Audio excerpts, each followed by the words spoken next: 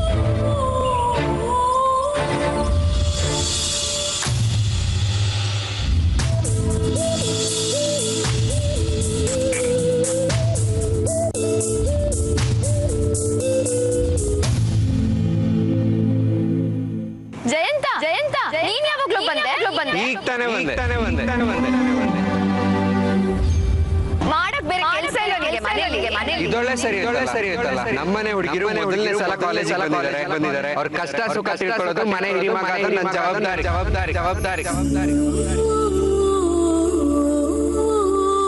ಬ್ಯಾಂಗ್ಳೂರ್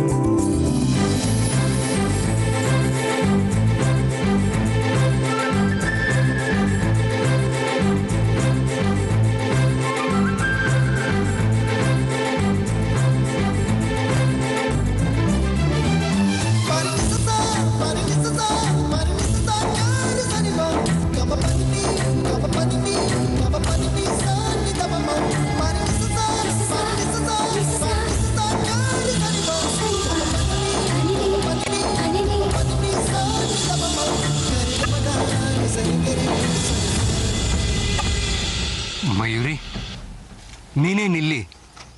ಏನ್ ಇಲ್ಲಿನ?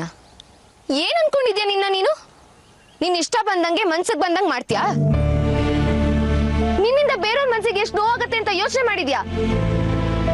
ದೊಡ್ಡದಾಗ ಮನೆ ಬಿಟ್ಟು ಬಂದ್ಬಿಟ್ಟ, ಮಂಗ್ಳೂರ್ಗೆ ಹೋಗ್ತಾನಂತೆ, ಮಂಗ್ಳೂರ್ಗೆ. ಅದ್ ಹೇಗೋ ನನ್ನ ಬಿಟ್ಟು ಹೋಗ್ತೀಯ ನೀನು?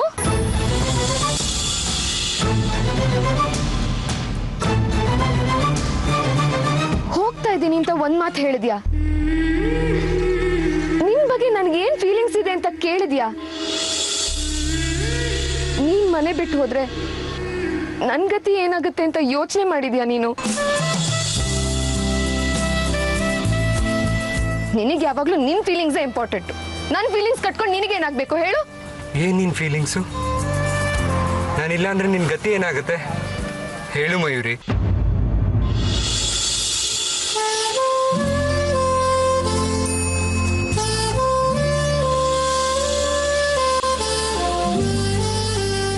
ನಾನು ನಿನ್ನ ತುಂಬಾ ಇಷ್ಟಪಡ್ತಾ ಇದ್ದೀನಿ.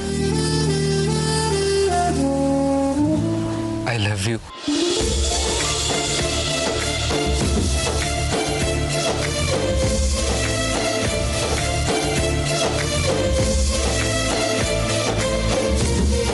ನಿನಗೂ ನನ್ನ ಮೇಲೆ ಇದೇ ಫೀಲಿಂಗ್ಸ್ ಇದೆ ಅಲ್ವಾ? ಅದಕ್ಕೆ ತಾನೇ ನೀನು ಇಷ್ಟು ದೂರ ಓಡ್ಕೊಂಬಂದಿದ್ದು. ಹೇಳು ಮಯೂರಿ, ಹೇಳು ಮಯೂರಿ, ನೀನನ್ನ ಲವ್ ಮಾಡ್ತಿದ್ದೆ ಅಲ್ವಾ? ಲವ್ ಮಾಡಿಲ್ಲ ಅಂದ್ರೆ ಇಲ್ಲಿ ತನಕ ಓಡ್ ಬರ್ತಿದ್ದೇನ್ರಿ ಅವರು. ಆ ಮಾತು ಅವಳು ಹೇಳಿ. ಅಯ್ಯೋ ಹೇಳ್ಬಿಡಮ್ಮ, ಅರ್ಜೆಂಟಾಗಿ ನಾವು ಮಂಗ್ಳೂರ್ಗೆ ಹೋಗ್ಬೇಕು. ಹೇಳು ಮಯೂರಿ.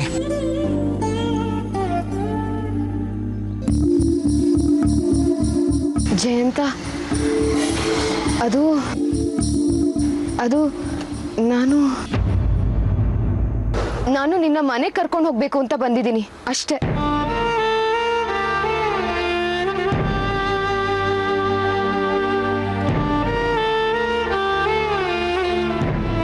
ಅಷ್ಟೇನಾ? ಹಾಗಾದ್ರೆ ನೀನ್ ಮನೆಗೆ ಹೋಗು, ನಾನೆಲ್ಲೂ ಬರಲ್ಲ, ಮಂಗಳೂರು ಹೋಗ್ತೇನೆ. ಜಯಂತ್ ಪ್ಲೀಸ್ ಹಠ ಮಾಡಬೇಡ. ಹಾಗಾದ್ರೆ ಹೇಳು, ನಿನ್ನನ್ನು ಲವ್ ಮಾಡ್ತೀಯ ಅಂತ. ಅಷ್ಟೊಂದು ಕೇಳ್ಕೊತಿದ್ರೆ ಹೇಳ್ಬಿಡಮ್ಮ. ಹೇಳಮ್ಮ.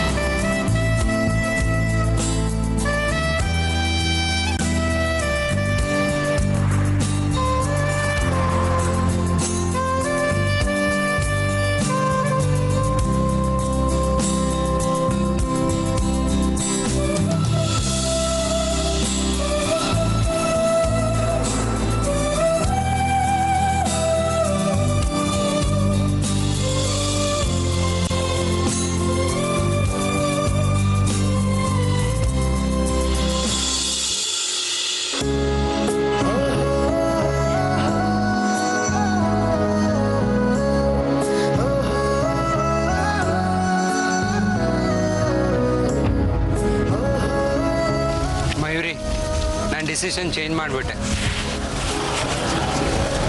ನಾನು ಮನೆಗೆ ಬರ್ತಾ ಇಲ್ಲ, ಮಂಗಳೂರು ವಾಪಸ್ ಹೋಗ್ತಾ ಇದ್ದೀನಿ. ಯಾಕೆ ಅಂದರೆ ನಾನು ಕೇಳಿದ ಪ್ರಶ್ನೆಗೆ ನೀನು ಆನ್ಸರೇ ಮಾಡಲಿಲ್ಲ. ನಾನು ಎಷ್ಟು ಡಿಸಪಾಯಿಂಟ್ ಆಗ್ತಿದೆ ಗೊತ್ತಾ? ನಾನಿಗೊಂದು ಸಜೆಷನ್ ಕೊಡ್ಲಾ? ಸಜೆಷನ್ ಎಲ್ಲ ಬೇಡ, ಆನ್ಸರ್ ಬೇಕು. ಚಿನ್ನದಂತ ಮಾತು ಕೇಳಬೇಕು ಅಂದ್ರೆ ತಾಳ್ಮೆ ಇರಬೇಕು, ಕಾಯ್ಬೇಕು. ಜಯಂತ್, ನನ್ನ ಕಾಲೇಜಲ್ಲಿ ನಿನ್ ತರದವ್ರು ಎಷ್ಟು ಜನ ಕಾಯ್ತಾ ಇದ್ದಾರೆ ಗೊತ್ತಾ? ಅವ್ರಿಗೆಲ್ಲ ಡಿಸಪಾಯಿಂಟ್ ಮಾಡಬಾರ್ದಲ್ವಾ? ಓಕೆ, ನಿನಗೆ ಮಂಗಳೂರಿಗೆ ಹೋಗ್ಬೇಕು ಅಂದ್ರೆ ಧಾರಾಳವಾಗಿ ಹೋಗ್ಬೋದು, ನಂದೇನು ಅಬ್ಜೆಕ್ಷನ್ ಇಲ್ಲಪ್ಪ. ನಾನು ಮನೆಗೆ ಹೋಗ್ತೀನಿ.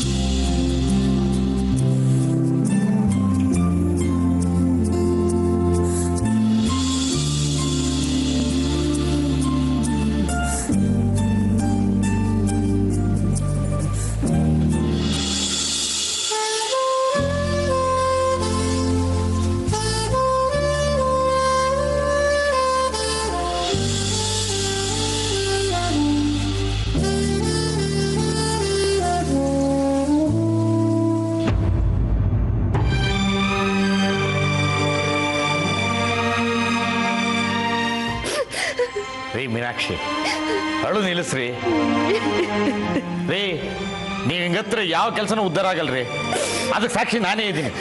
ನೀವು ಮದುವೆ ಆದ ಹೊಸ್ತರಲ್ಲಿ ಅತ್ತೆ ಮನೆಗೆ ಹೋಗ್ಬೇಕಾರೆ ಹೀಗೆ ಹತ್ರಿ. ನೀವೇನು ಅತ್ತೆ ಮನೆಗೆ ಹೋದ್ರಾ? ಇಲ್ಲಿಗೆ ಬಂದ್ರಿ, ಜೊತೆ ನನ್ನ ಕರ್ಕೊಂಬಂದು ಕೂಡ ಹಾಕಿದ್ರಿ. ಅಲ್ಲಮ್ಮ, ಇವ್ರು ಹೀಗೆ ಅಳ್ತಾ ಇದ್ರೆ ಜಯಂತ ಬಸ್ ಹತ್ತಿದ್ದಾನೆ, ಡ್ರೈವರ್ಗೆ ಚಕ್ಕರ್ ಹೊಡೆಯುತ್ತೆ, ಆಮೇಲೆ ಸ್ಟೇರಿಂಗು. ಅಳಬೇಡಿ, ಸಮಾಧಾನ ಮಾಡ್ಕೊಳ್ಳಿ. ಮೀನಾಕ್ಷಿ ಅವರೇ, ನಿಲ್ಲಿಸ್ರಿ ನಿಮ್ಮ ಅಳುನ. ಅವನೇನು ಮನೆ ಬಿಟ್ಟು ಹೋಗಿಲ್ಲ, ಅವನ ಭವಿಷ್ಯನ ರೂಪಿಸ್ಕೊಳಕ್ ಹೋಗಿದ್ದಾನೆ. ಅದಕ್ಕೆ ಸಂತೋಷ ಪಡೋದು ಬಿಟ್ಟು ಸಂತಾಪ ಪಡ್ತಿದ್ದೀರಲ್ರಿ. ಹೌದಲ್ಲ, ಜಯಂತ್ ಅಷ್ಟು ಕ್ಲಿಯರ್ ಆಗಿ ಹೇಳಿ ಹೋಗಿದ್ರು, ನೀವು ಈ ಥರ ಅಳ್ತಾ ಇರೋದು ನೋಡ್ತಾ ಇದ್ರೆ ನನಗೆ ಯಾಕೋ ಡೌಟ್ ಬರ್ತಾ ಇದೆ. ಏನು ವಿಷಯ ಅಂತ ಹೇಳಿ ಅತ್ಗೆ. ನೀನು ಯಾಕೆ ಸುಮ್ಮನೆ ಅನುಮಾನ ಪಡ್ತಾ ಇದೆಯಾ? ನಾನು ನಿನ್ಗೆ ಅವಾಗಲೇ ಹೇಳಿಲ್ವಾ ಅವನು ಬೇಜಾರು ಮಾಡ್ಕೊಂಡು ಹೋಗಿಲ್ಲ ಅಂತ? ಹಾಗಲ್ಲ ಅಕ್ಕ, ಮದುವೆ ಬೇರೆ ಬೇಗನೆ ಮಾಡಿಬಿಡ್ಬೇಕು ಅಂತ ಚಾರು ಮನೆಯವರು ಹೇಳ್ತಾ ಇದ್ರು. ಇಂಥ ಹೊತ್ತಿನಲ್ಲಿ ಇದ್ದಕ್ಕಿದ್ದ ಹಾಗೆ ಇವನು ಊರು ಬಿಟ್ಟು ಹೋದ್ರೆ ಅವ್ರಿಗೇನು ಉತ್ತರ ಹೇಳೋದು? ಅವ್ರೇನಾದರೂ ಕೇಳಿದ್ರೆ ನಾನು ಹೇಳ್ತೀನಿ ಬಿಡಮ್ಮ, ನೀನು ತಲೆ ಕೆಡಿಸ್ಕೋಬೇಡ. ಇಷ್ಟಕ್ಕೂ ಜಯಂತ ಪರ್ಮನೆಂಟ್ ಆಗಿ ಇಲ್ಲೇ ಇರೋಕ್ಕಾಗುತ್ತಾ? ನಾಳೆ ಅವನಿಗೂ ಕೆಲಸ ಸಿಗುತ್ತೆ, ಬೇರೆ ಊರಿಗೆ ಹೋಗ್ಬೇಕಾಗತ್ತೆ. ತಂದೆ ತಾಯಿಯಾದ ನಮಗೆ ಅವನು ಎಲ್ಲಿರ್ತಾನೆ ಅನ್ನೋದು ಮುಖ್ಯ ಅಲ್ಲ, ಹೇಗಿರ್ತಾನೆ, ಅವನ ಭವಿಷ್ಯ ಹೇಗಿದೆ ಅನ್ನೋದು ನಮಗೆ ಮುಖ್ಯ.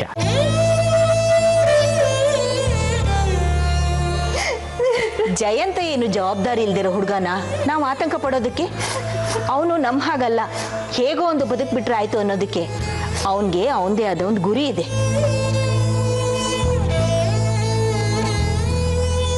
ಬದುಕಿದ್ರೆ ಹೀಗೆ ಬದುಕಬೇಕು ಅನ್ನೋ ಛಲ ಇದೆ, ಅದಕ್ಕೋಸ್ಕರ ಹೋಗಿದ್ದಾನೆ ಅಷ್ಟೇ.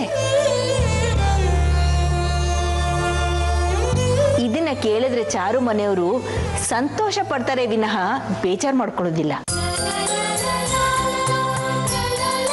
ಹೆಣ್ಣು ಹೆತ್ತವರು ಯಾವತ್ತಿಗೂ ತಮ್ಮ ಅಳಿಯ ಸಂಸ್ಕಾರವಂತನಾಗಿರ್ಬೇಕು, ಜವಾಬ್ದಾರಿಯುತನಾಗಿರ್ಬೇಕು ಅಂತ ತಾನೇ ಬಯಸೋದು.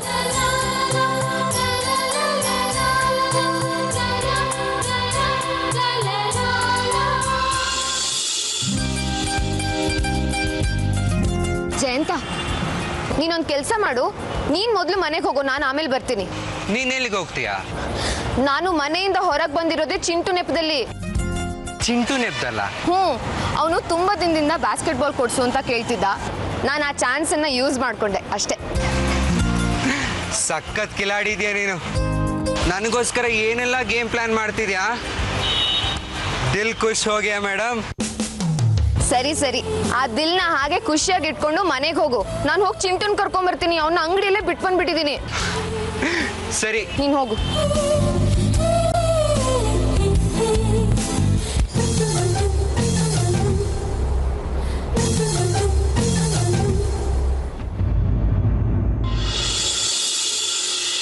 ಅತ್ತೆ, ಅಣ್ಣ ಬಂದ.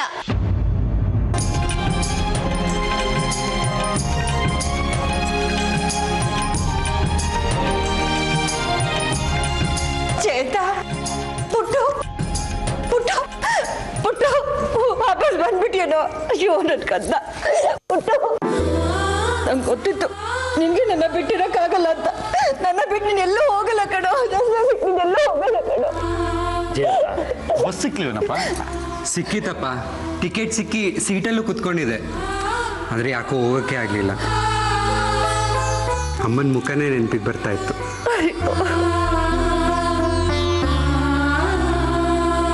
ಪುಟ್ಟು, ಅಮ್ಮನ ಮೇಲೆ ಎಷ್ಟೊಂದು ಪ್ರೀತಿ ಇಟ್ಕೊಂಡಿದ್ಯೋ. ನನಗೆ ಗೊತ್ತಿತ್ತು, ನನ್ನ ಮನಸ್ಸು ಹೇಳ್ತಿತ್ತು ನೀನು ವಾಪಸ್ ಬಂದೇ ಬರ್ತೀಯ ಅಂತ. ನಿನ್ನ ಭವಿಷ್ಯದ ಬಗ್ಗೆ ಏನೇನು ಯೋಚನೆ ಮಾಡಬೇಕು ಅಂತಿದ್ಯೋ ಅದನ್ನೆಲ್ಲ ನಿನ್ನ ರೂಮ್ನಲ್ಲೇ ಕುತ್ಕೊಂಡು ಯೋಚನೆ ಮಾಡು. ನಿನಗೆ ಯಾರು ತೊಂದರೆ ಕೊಡದೇ ಇರೋ ಥರ ನಾನು ನೋಡ್ಕೋತೀನಿ ಕಣೋ. ಆಯ್ತಮ್ಮ. ಓಹೋ, ಏನ್ ಪುಟ್ಟವ್ರೆ, ಮನೆಗೆ ವಾಪಸ್ ಬಂದ್ಬಿಟ್ಟಿದ್ದೀರಾ? ಬೆಳಿಗ್ಗೆ ಹೈ ಡ್ರಾಮಾ ಕ್ರಿಯೇಟ್ ಮಾಡಿದ್ ನೋಡಿ ಇನ್ 2-3 ವರ್ಷ ಮನೆ ಕಡೆ ತಲೆ ಹಾಕಿ ಕೂಡ ನೋಡಲ್ಲ ಅಂತ ಅನ್ಕೊಂಡಿದ್ದೆ. 2-3 ವರ್ಷನ? ನಾನು ಅಷ್ಟು ದಿನ ಬರ್ದಲೇ ಇದ್ರೆ ನಮ್ಮ ಮನೇಲೊಬ್ರು ನನ್ನ ನೆನಪಲ್ಲೇ ಕೊರ್ಗಿ ಸತ್ತೇ ಹೋಗ್ಬಿಡ್ತಾರೆ.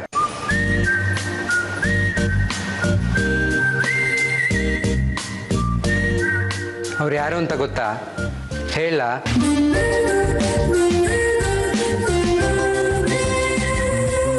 ಅವ್ರು ಬೇರೆ ಯಾರೂ ಅಲ್ಲ, ನನ್ನ ತಾಯಿ.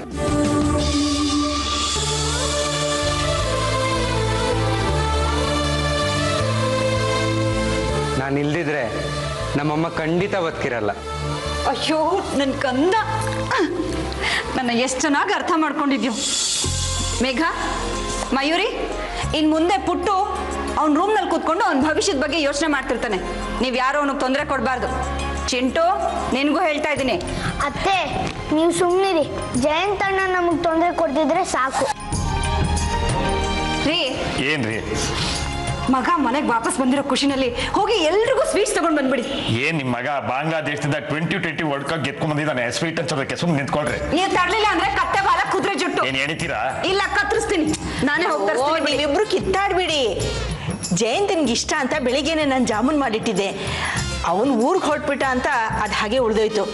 ಮೇಘ, ಮಯೂರಿ, ನೀವಿಬ್ರು ಹೋಗಿ ತಗೊಂಬನ್ನಿ. ನೀನೇ ನಿನ್ನ ಕೈಯಾರೆ ಎಲ್ರಿಗೂ ಹಂಚು, ಆಯ್ತಾ? ಸರಿ ಅತ್ತಿಗೆ. ಬನ್ನಿ, ಎಲ್ರು ಊಟಕ್ಕೆ ಬನ್ನಿ. ಹೌದೌದು, ಬಾ ಬಾ, ನಂಗೆ ತುಂಬಾ ಹಸುವಾಗ್ತಿದೆ. ಬಾ.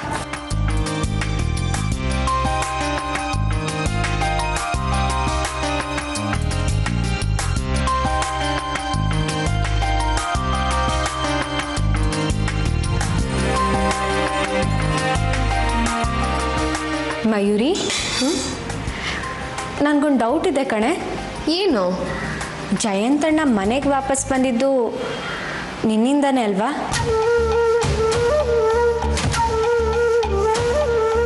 ಮೇಘ, ಏನ್ ಹೇಳ್ತಾ ಇದೀಯ ನೀನು? ಜಯಂತ ವಾಪಸ್ ಬರೋದಕ್ಕೂ ನನಗೂ ಏನ್ ಸಂಬಂಧ?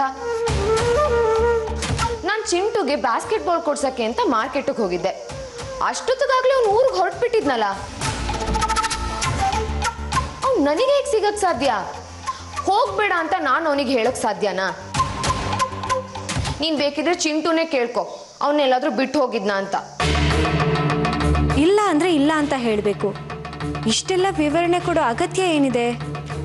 ಅಲ್ಲಿಗೆ ನಾನು ಅನುಮಾನ ಪಡ್ತಾ ಇರೋದು ಒಂದು ರೀತಿ ನಿಜಾನೇ ಅನಿಸ್ತಿದೆ.